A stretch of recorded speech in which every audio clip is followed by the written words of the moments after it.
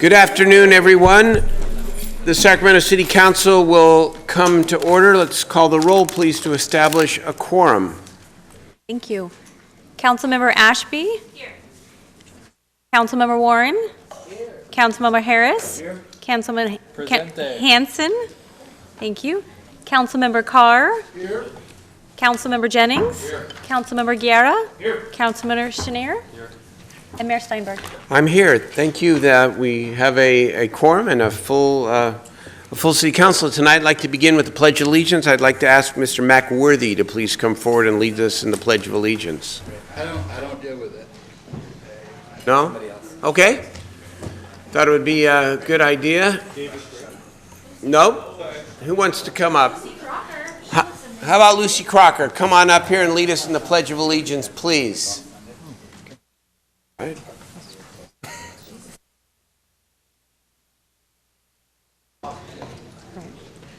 I pledge allegiance to the flag of the United States of America and to the republic for which it stands, one nation, under God, indivisible, with liberty and justice for all.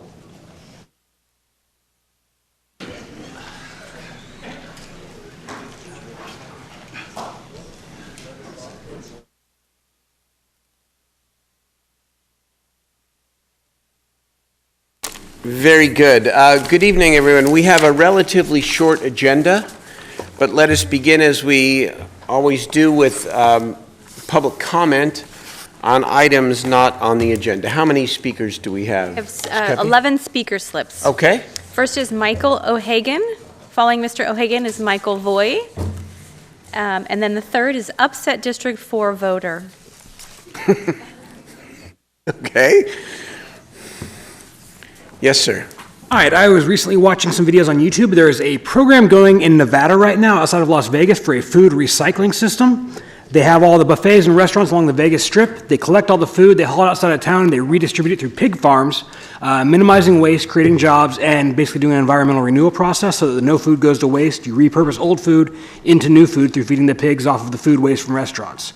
It's an active and working system in Las Vegas right now. It's very efficient, it's very effective, it's very proven. It also does a lot of job creation and good economic stimulus to it. And I think the Sacramento County area has the prime candidate or the prime conditions to make that happen here. A lot of restaurants, a lot of people, a lot of food, also a lot of surrounding farmlands. So it's something that I would ask you guys to go ahead and... Do you have some written information? No, it's something I saw on YouTube about a week ago. There's a documentary about it. It's about an hour long. We'll look it up and we'll look it up. Thank you for bringing that to our attention. Cool, thank you. Appreciate it. Thank you. Next speaker is Michael Voy. And then our District 4 voter. Good evening, Mayor, council members. I'm back because I only have 2 minutes. We're going to talk about the cannabis issue again. And yes, the cannabis issue. And what I want to say is when you say you have these 1,000 illegal grow houses that you suspect. Now the implication of that is, and I don't know the size of these houses, but if they average 1,000 square feet, 1,500 square feet of growing space, you're talking about 1 million square feet of growing space. Now, the idea is to make these legitimate, license them and regulate them. Does Sacramento have 1 million square feet of available, inappropriate zoning where you could get a use permit? Does it have that kind of square footage available in the warehouse districts? I don't know the answer to that. But based on testimony that I've heard in this chamber, I doubt very seriously that you do. So, I have heard in this chamber that fees aren't coming in the way certain people had hoped or anticipated. Well, if you're not enforcing, why are you going to step up to the plate and pay the fees? That's one thing, just on its surface. The second thing is you have to identify yourself as a federal criminal to even apply for the fee. You're identifying yourself and there's a public record. That's not going to be very encouraging for anybody that's got any common sense. I see I'm out of time again, so we'll continue next week. We are going to have a full report back, I know soon, on the marijuana issue, as some of the... 822. It's coming back, and some of the issues that you raised, sir, are going to be a subject of all of them are going to be a subject of the meeting. Well, 22nd. Let me ask you just this question. Should I wait till the 22nd, or should I continue on? You are welcome to come back Well, I don't want to waste anytime and people's... speak, but I think the 22nd would probably be, most helpful and appropriate. Okay. What- Mr. Boyd after this meeting. So Jay Chenier, who's been spearheading a lot of the work, will I'd be meet with happy you to right meet after with the him and meeting. talk with you. Fair enough? Sure. Okay, good, thank you. My next speaker is a District 4 voter, and then Eric Frame. Actually, that's upset District 4 voter. Because I am upset at the city council, because they seem to be not utilizing their resources, and that's the human capacity of the people in their own city. They want to think they can do it alone. I got a question for any one of you. I don't know if none of you are going to speak on it. How many of you rode on an RT bus recently, or lived in low-income housing at all? How many? I don't think I'm going to get an answer to this. But use the groups that are available in Sacramento to solve the problems in Sacramento. And there's plenty of groups forming, like the Sacramento Transit Riders Union, Sacramento Tenants Union, ACE is getting bigger, DSA is getting bigger, Dogfight is getting bigger, which is a disability rights group here in Sacramento, run by Resource for Independent Living. ECOS is here in Sacramento, Breathe, California, and there's several others here. Use the resources available and solve the problems Sacramento has. You are failing your job of making things better for Sacramento City people. Thank you. My next speaker is Eric Frame, and then Do Something, and Fago Clark.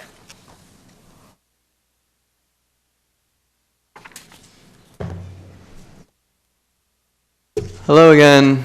Hate to sound like a broken record, but I still don't get any answers from you guys, so let's try it again. The FBI calls Sacramento the hub of child trafficking. KCRA 3 reports that Sacramento is the second worst child trafficking city in the USA. I went to the final budget hearing on June 13th.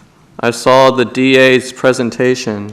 She dedicated less than $100,000 to the investigation of human trafficking.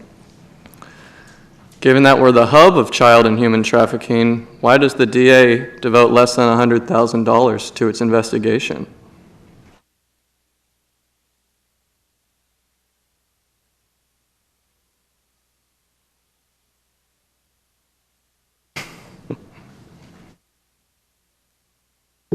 Spoke to a cop friend of mine. He says the city itself only has 2 people investigating the human trafficking. Is that true?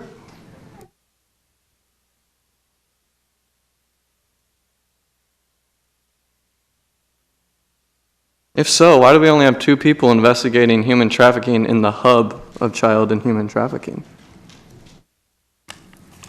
Are these 2 people hand-picked?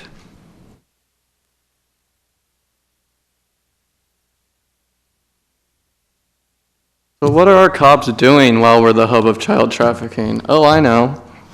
They're enforcing an unconstitutional and inhumane no camping ordinance. I think they should, well, you guys should repeal the inhumane, as you've said many times, Mr. Steinberg, and unconstitutional no camping ordinance. Repeal that and put some cops on the child trafficking, since we are the hub of child trafficking. Does this make too much sense? Thank you. My next, Okay, time is up. my next speaker is Do Something, and then Fago Clark, and then Mac Worthy. I don't think Do Something is the name of an individual, but Correct. could be. So Fago Clark. Then following Mr. Clark is Mac Worthy.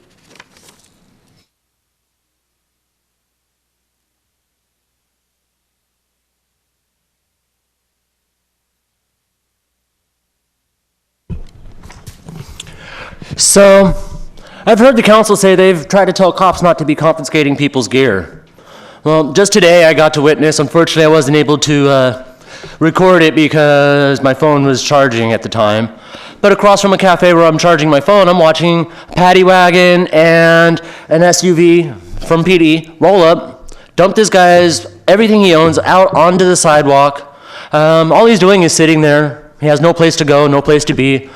They dump all his stuff, take the shopping cart, put it in their truck, then start bagging all of his property, arrest him for no obvious reason. He's just sitting there minding his own business. He's not hurting anybody. And bag all this stuff and then leave a pile of trash behind that was previously inside that cart. You know, so just so you know, they are doing that. They are just stopping random homeless people that might have some stuff and dumping it out, grabbing what they think is relevant and then leaving the rest behind. This was over at 21st in N today. They just left a whole bunch of boxes that were in the cart sitting there and took everything out of the boxes. Also, I want to address the fact that you guys are trying to rewrite your the soliciting alms ordinance to deal with aggressive panhandling. You already have an ordinance for that. It's called the soliciting alms ordinance. It addresses specific behaviors, such as harassment, coercing people, threatening people, or hounding people. That is actually a very constitutional ordinance, as much as I don't like having all these laws about things. But now you're trying to dictate where, when, how, and make it illegal for people to non-violently, not negatively be able to ask for help so that they can survive. You're taking away people's survival needs. You're taking away people's ability to survive. Maybe that guy that was yelling out in front of the hospital is right. Maybe you are just trying to kill us all. My next speaker is Mac Worthy. Following Mr. Worthy is Charles Warb, and then Art Taylor.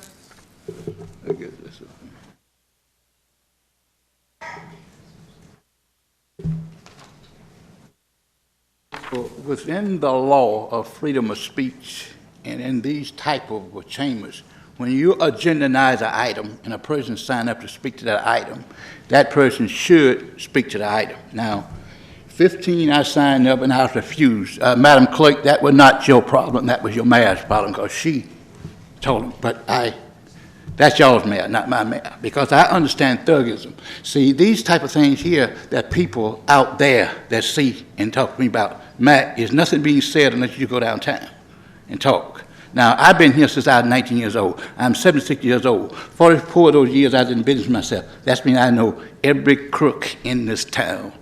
I don't come up here for nobody but me. My family don't come in here. When he fingers through the non-profit organization to who he know, that's how he get his votes in, through dropping crumbs for people, all of you. You are guilty by association with a mayor, is that type of mentality. That's the reason I can come here and tell you this city will never grow with that type of mentality of politics. But there's hope coming. Trump is on his way. That's the reason I can come here as a Negro Republican, not an African American. I'm a Negro Republican. I go back to the German refugees in South Carolina. That's the reason I can deal with Trump. That's what's coming, people. Black people should be all over this place trying to get in on Trump's table. If you don't do it in these next 8 years, black folks, you will be an endangered species. Hispanics, wake up. You are not being properly represented. Over in Pavilion Road, those Italians own the sidewalk over there. This side of Pavilion Road will never be sidewalk because the county not going to buy that right away. So go after something else. I told them that about $15 an hour. Go your rent going. It's a lot here about the rent hike. Is up. So be aware, people, Thank when you, you sir. Your come time, to the podium. your time is up. My next speaker is Charles Warb. Following Mr. Warb is Art Taylor and Wendell Nash. That's weird, W-A-R-E. I'm sorry, I can't print that good. Just a couple quick questions. Recently, I saw the mayor opening up something rail yard here for a stadium for soccer. Then I seen him on TV doing something for a dog park right here. I just want to make sure I'm there when you turn the dirt for a new homeless facility or something for homeless. Also, It's coming. I want to make sure I'm there. That's More what than you- one. Okay. And also, District 5. I'm a longtime Old Park resident, lifetime.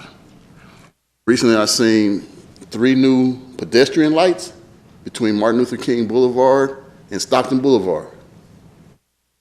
I never heard anything about a vote or You know, anything about it, who put it up, why, where the money came from? I've been there 57 years. Nobody put a light up for me. Thank you. Thank you, sir. Next speaker is Art Taylor. Following Mr. Taylor is Wendell Nash.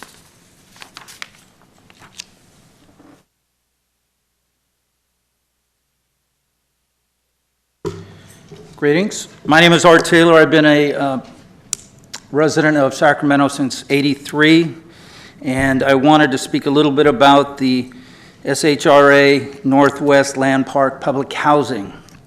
We have over 50% of the public housing is now in Land Park. The units are over 60 years old. There's 751 units on 70.4 acres. And SHRA is spending over $5 million per year just in maintenance. There's still problems as far as drugs, crime. In the 90s, the police had the POP, and SHRA continues to show no organization, accountability, transparency, leadership, management, or compassion. I've been to most of the SHRA workshops as they've tried to plan for the public housing expansion, and it's all been one-sided. The present and the future tenants include the homeless, no income, or low income as far as tenants. SHRA continues to create an eroding and negative impact on the tenants and the surrounding communities. Tenants in the Land Park Public Housing are warehoused. You have 751 units that provide no services, training, protection, or safety. Tenants have to face pollution, crime, drugs, and poverty. And in the presentation on January 31st, the SHRA manager advised that 99% of the issues related to bad situations come from the outside. Recently, I requested 3 times email that SHRA give LPCA a guided tour. 3 times I got nothing. No response. We need to build villages that meld with the Sacramento communities, not one huge complex, and share the responsibility. Mr. Taylor, thank you. Thank you very much. Your time is appreciated. My next speaker is Wendell Nash. Wendell Nash. Thank you. All right, thank you. Testing. Good evening, Mr. Steinberg, Mayor, and members. I want to thank you, man. You know what? And I just want to say this: the mayor does have a lot of influence and power. Just not beyond this position. Life experiences as well, but we have to innovate, and then we have to create jobs for ourselves. Someone mentioned something in regards to recycling. Well, I have an idea to put some people in, some homeless people to work, because they pick up a lot of, or they go out and they pick up the you know what I'm talking about. The refuse, recyclables. And so I'm trying to hurry up because I don't know, I got 2 minutes. So anyway, and I know that if we can get some type of loan or some type of donation, I'll help put that together, because it's my idea. And we could put some poor people that's homeless to work. You know, that we have to create jobs for ourselves. I have one that where the prison population, I can help relinquish that to a point where at least 5,000 inmates will be permanently away from the prison system, but at a lesser cost. I have to put it down on paper, Mr. Steinberg, and I would like you to look over it before I submit it to Mr. Brown. So, Mr. Governor Nash, Brown. Pardon me? If I may, just for a second, I just want to make sure that we got it right. Last week you came up and rightfully asked for some assistance, and as I understand it, you now have some shelter? Yes, sir. That's right. Thank God. Thank God. I want to thank Arturo Sanchez, our Assistant City Manager, and who was it? And Officer Boyd. Officer Boyd for really, it was Officer Boyd. That's correct. Thank you, Officer. You know, it's not me, believe me, but it is the men and women who work in this city every day, whether in uniform or not, who do everything they can to help as many people as possible. And so, you know, we do policy up here and we have a lot of work to do, but if a person needs help and they can't otherwise get it, and they come here, we're going to do our very best to help people. And there are some big, and I emphasize big, solutions on the homeless problem coming in the very, very near future. I know the proof is in the action, but I can assure you that the $64 million whole person care grant is just the beginning, and we are working very, very hard to provide shelter, triage, permanent housing, and services to thousands of people. And we're not going to stop until we do. And I'm just so glad that you, sir, are in a better place this week. So thank you for coming. Yeah, thank you as well. Very good. You all have a good evening. Okay, you have a good evening. My next speaker is David Andre. Following Mr. Andre is Susan Hastings, then Ed Harris, D. Eric G., Les Light, and then Michael Hansen. Good afternoon, Mr. Mayor, members of council, Ms. Cuppy. I have a statement here from your Sacramento Art and Revolution about our housing situation. We still have de facto but very real racial segregation of housing in Sacramento as a result of historic racist practices. The 1968 Fair Housing Act is seldom enforced anywhere, and old habits of discrimination and racial exclusion are perpetuated and taken for granted. New forms of predatory home lending have also reinforced the patterns of segregation and resegregation. Racial segregation of housing and residential demographics produce an overwhelming array of factors that negatively impact the quality of life for the people in the neighborhoods that are subjected to these historic and ongoing forces of exclusion. These factors negatively impact the quality of life in pretty much every relevant aspect. I speak in generalities. I ask your pardon. We don't have time to go into details, or I could and would. Thank you. My next speaker is Suzanne Hastings. Following Ms. Hastings is Ed Harris. Good afternoon. So what we see is a pernicious negative feed of back loop of distress and poverty that makes it particularly difficult for people to move out or escape from segregated neighborhoods. Gentrification only makes the situation much worse.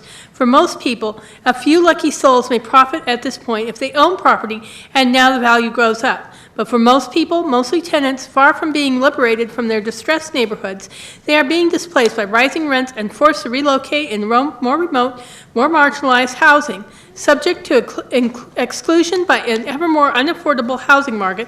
Such covert and informal forms of discrimination as continue to perpetuate, as we know they do, whether consciously or unconsciously. Of course, many people will simply end up homeless. The point is, in this housing market, with a city policy that offers so very little provision of affordable housing and is always isolated in some remote area, no mixed income housing is offered. So structural racism is perpetuated and compounded. The extreme statistical inequality of wealth, income, and material being of Black and white Americans has not improved in the 50 years since the Fair Housing Act was signed into law.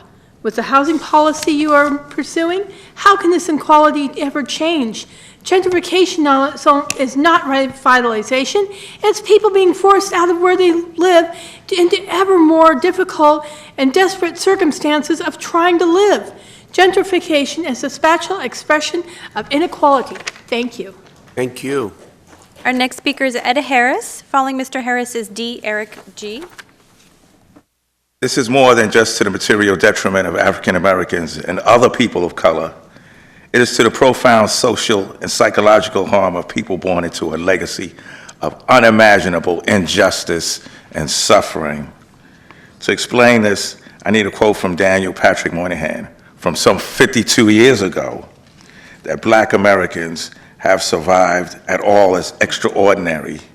A lesser people would have simply died out as indeed others have, but it may not be supposed that the African American community has not paid a fearful price for the incredible mistreatment to which it has been subjected to for the past 3 centuries.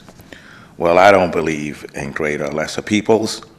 Moynihan was speaking in a different time in a way we wouldn't speak now, but I still find in this quote a critical insight here. Thank you.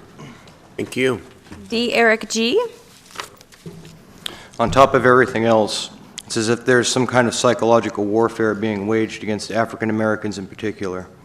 An assault not only on their physical beings and material lives, but on their emotional and psychic resources, an assault on their very ability to understand what is being done to them, and to understand themselves as human beings. It is an assault on the very sanity and the will to survive of individuals, and of great and enduring communities of individuals. And this is, in the very nature of what we call structural racism. And all of this is structural racism, a kind of racism that seems to go on and on of its own momentum, a kind of racism which you may perpetuate through your housing policy, while all of you think in yourselves not to be racist at all. Thank you. Les Light. Of course, we understand that objectively you must see this as in your interest to have rent costs going up, even apparently out of control. It means property values in your city and districts do increase. And if poor and working class and even middle class people are forced out of your districts, they are displaced by more affluent constituents and absentee property owners and speculators who can contribute to your campaign funds, your special projects, your NGOs, and branded organizations. All of this is very good for your careers and eventually probably your bank accounts. I understand you want to get on in the world, and that's fine. I'm guessing no one up on the dais and before us now thinks of themselves as a white supremacist or racist or eagerly willing enablers of racism. That's absurd, right?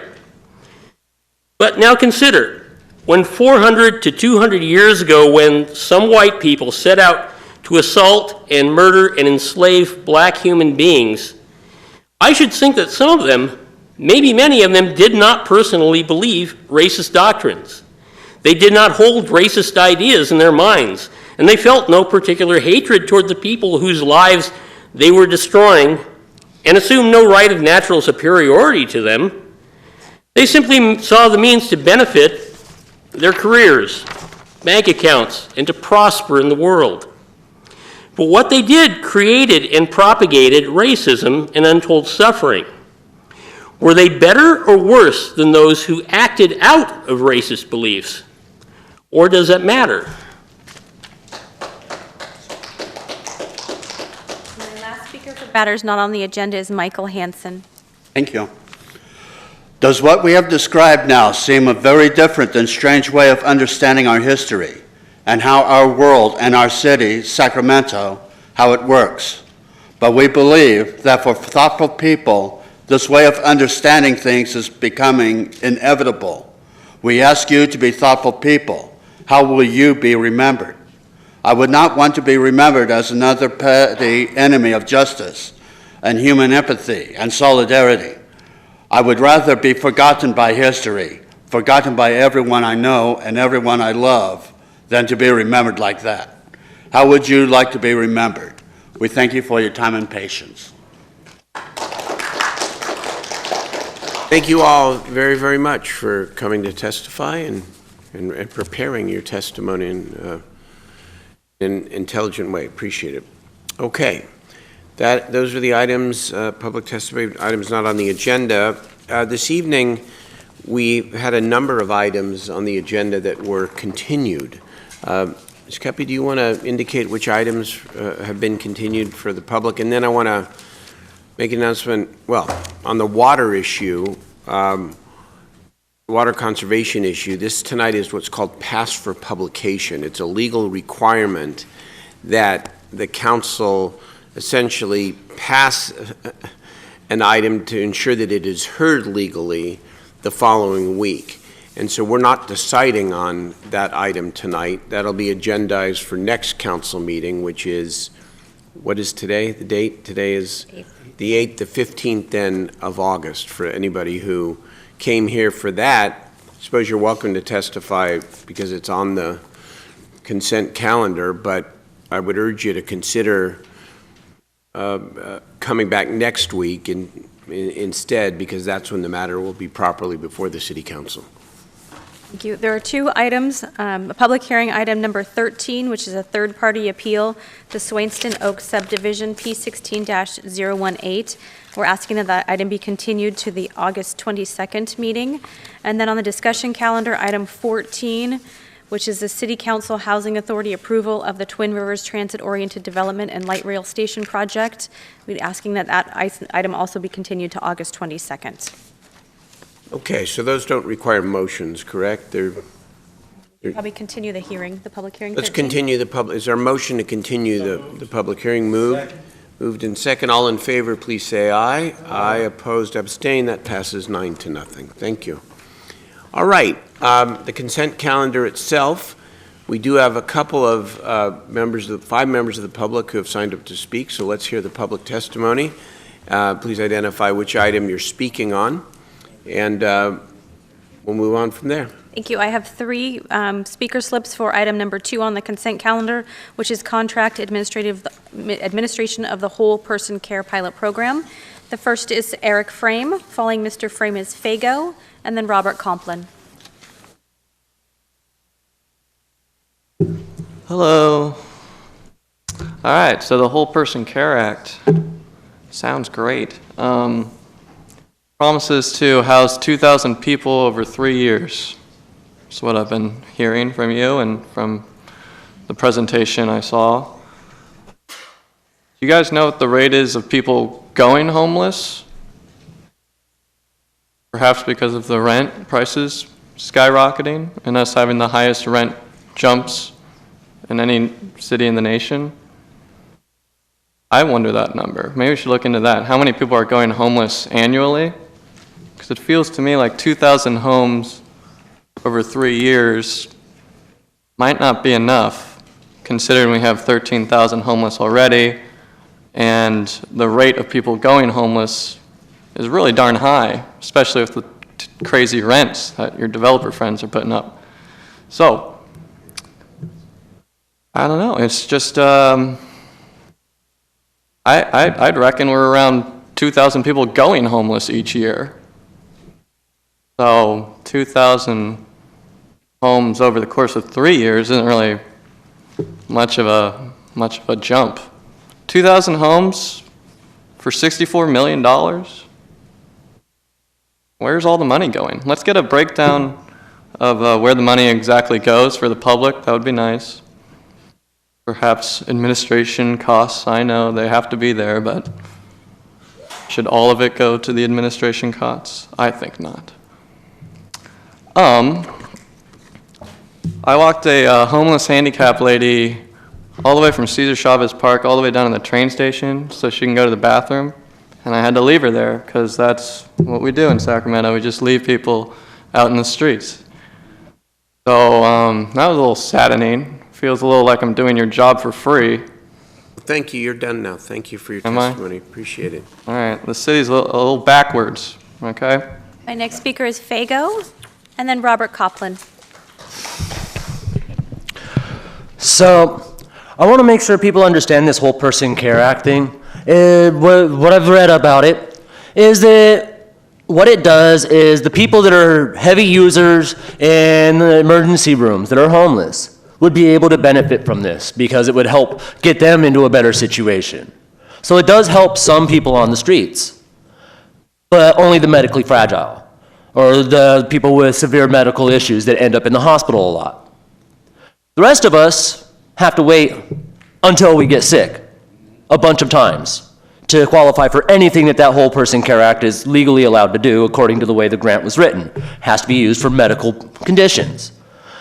And already we've got people that, you know, when the Bee was researching this and out at the hospital, there was a guy that kept yelling, "I think they're trying to kill us. I think they're trying to kill us."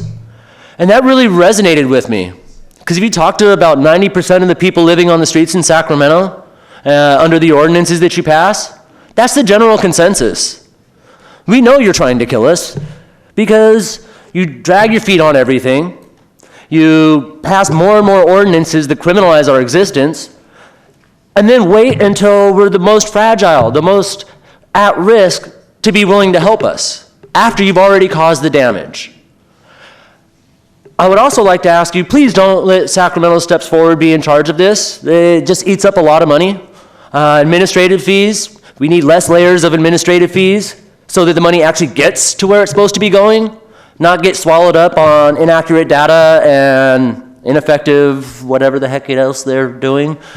You know, it's kind of preposterous that they get to decide who gets the money for everything, and like their data is not even accurate. Come on. Can we at least make sure that the money goes directly to the source that's going to be using it? Thank you. Next speaker is Robert Coplin. I think this whole person care is good for a start, but it's not the solution to the problem. How about the people that are children that I saw eating loaves and fishes? One was in diapers. I mean, a baby that was eating that loaves and fishes. Is it going to help them? And what's this big grandiose plan that Mayor Steinberg's got to deal with to help the homeless population? We want to hear this when it comes out. What meeting date would that be, by the way? Because I think we can pack this place when that happens. Because I know I'll be here. I believe Fago and David Andre and a bunch of other people would be here. We want to hear this. And as I said, use the people in Sacramento to solve the problem. Don't make us the enemy. Make us help you to be the solution to the homeless problem. And thank you. I have two speakers for item number 11, which is passing for publication the ordinance amending Chapter 13.04 of the City Code relating to outdoor water conservation. The first is David Brady. Following is Mac Worthy.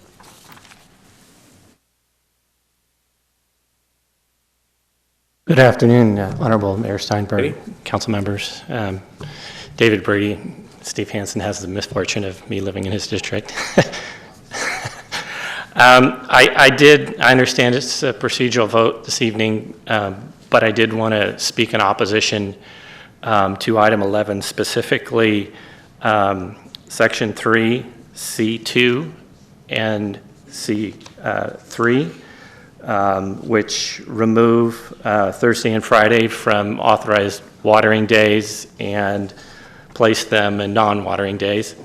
I'd also like to speak in opposition to section 4A2, which doubles the fee, the first time fine for a violation.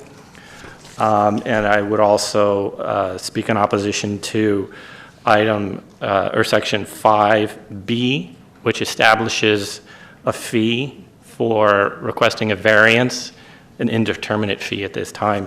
I'll just say briefly to the last two items, I don't believe that the city has established any justification for the doubling or establishment of those fees. If there is such a justification, I think it should be included in the staff report. As to the first two items, the 2-day-a-week watering schedule was established by this council in January 14th of 2014 as the result of a drought emergency, and specifically the action cited the low storage of Folsom Reservoir. I brought an item here I wanted to reference if I could. Does this work? Okay. You only have a few seconds left, Mr. Brady. Okay. Well, I just wanted, if I can include this somehow. You want us to incorporate your document into the record, sir? And you can come back next week and explain it? Okay. Well, and basically, reach out to our offices over the course of the next week to talk to any of us or our staffs. Okay, because I have another item too, that basically the city of Sacramento is the only major city in California that is establishing a We need you to come two-day back. per week schedule. Why don't, we can ask the clerk even to make copies of some of the I have material if copies it's short. I can We'll get. get it to the members. The 2 minutes is up, but we invite you to come back next week and explain it before we take the vote, okay? Thank you, sir. Thanks. That's it. Appreciate it. My next speaker is Mac Worthy.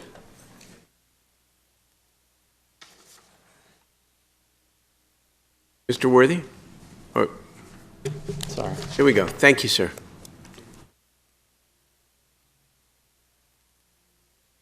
People, this issue in the first place is false, of shortage of water. Donald Trump spoke to it. I know it were because I live here. We never been short of water. It was a lie. Now, Hispanic people should have been here, District 6.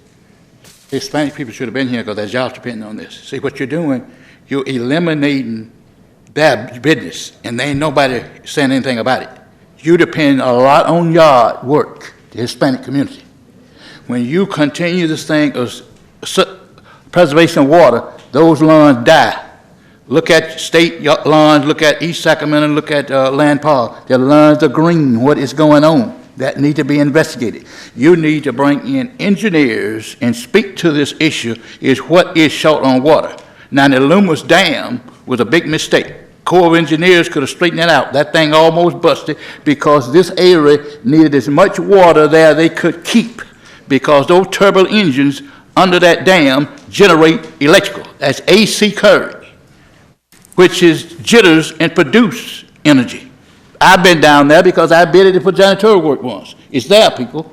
Those things is no secret. But this council will always do things to keep people from. Now, you preservation of water. What about the parks? At least you can say we could turn the water fountains on. These people been coming in here for 4 years now about the water. The Hispanic people, the Cesar Chavez, that's gone. That's the issue. That's the same thing on Martin King. That's rhetoric. Go after the city on your vote. You should be able to do more than lawn work and hotel work. You need to go into business for yourself. A Hispanic person over the education is a loss for y'all.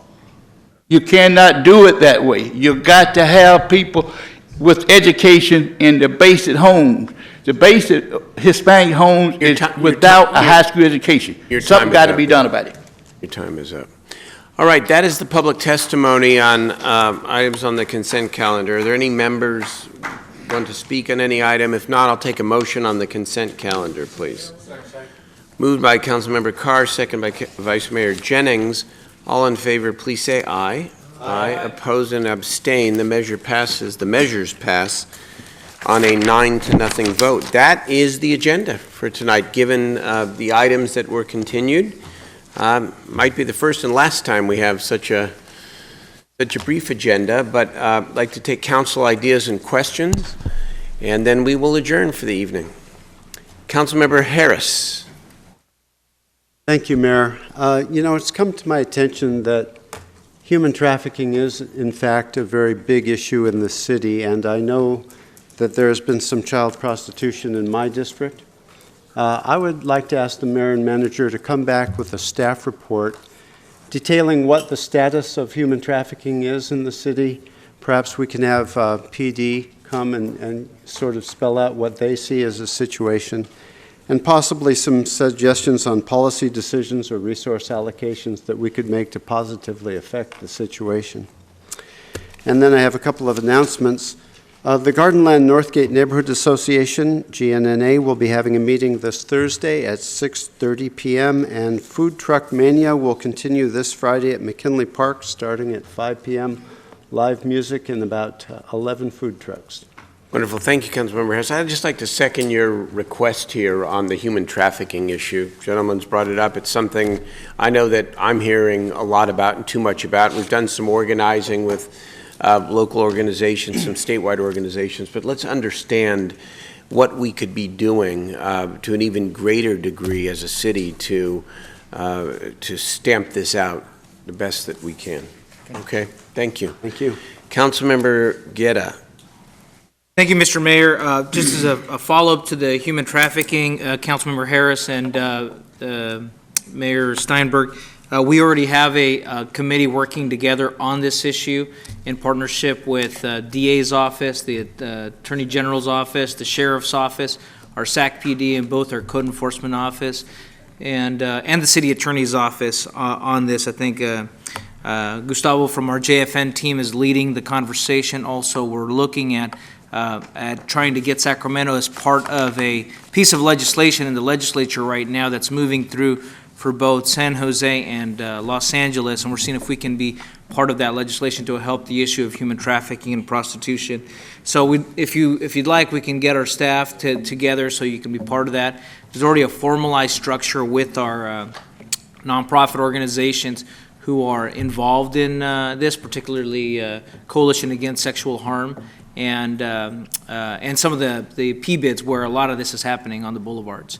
So, but Councilmember Chenier's office and our office are working together on this, and we'd love to get you connected on that piece. On the as far as District 6 events, Tahoe Park Neighborhood Association is going to have its family swim fundraiser on Saturday, August 19th at 5:30 p.m. at Tahoe Park Elementary School. We're also going to have a mobile district office come out and get your questions answered over at Capital Estates Manufactured Home Community and Mobile Home Park over off of 64th Street and Fowler Avenue. Tahoe Park Movie Night and Food Truck event is also Friday, August 25th. We're going to be showing Secret Life of Pets.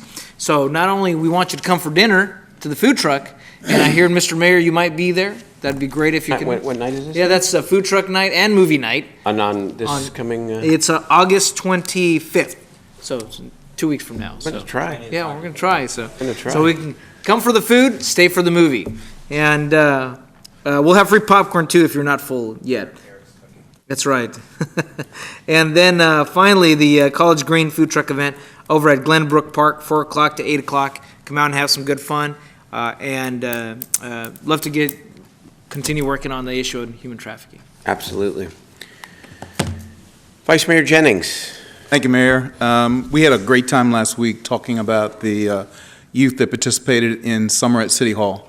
And those were leaders that we feel have an awesome opportunity to one day sit in these seats and other seats within the city in a position of leadership. So we're now calling all of those young leaders and any other young leaders that want to make a difference in the community to participate in the Sacramento Youth Advisory Committee monthly meeting.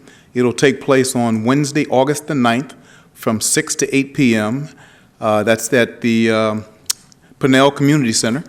And for more information, they should contact my office, Cassandra specifically, at area code 916-808-7192.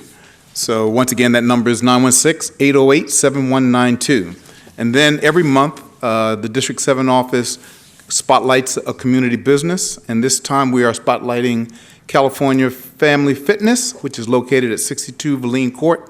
That'll take place on Thursday, August the 10th from 8:30 to 9.